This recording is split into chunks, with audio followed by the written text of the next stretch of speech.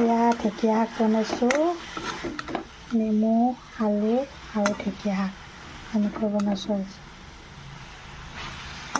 আহি পেলাই ঘৰৰ পৰা লৈ আহিছিলোঁ ঢেকীয়া শাক আৰু এতিয়া বনাইছোঁ।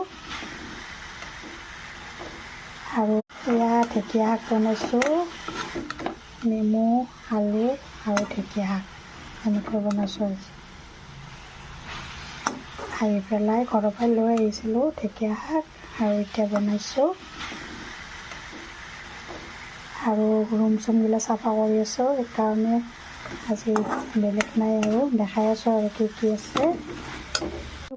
আজি দুপৰীয়া সাজত আছে ভাত, নেমু, ভোট জলকীয়া আদা, তাৰপিছত ভাত কেৰেলা, আলু পিটিকা বনাম, এয়া ঢেকীয়া ভাজি, এয়া ভেন্দি ভাজি আৰু কচু, ৰঙালাও, আলু।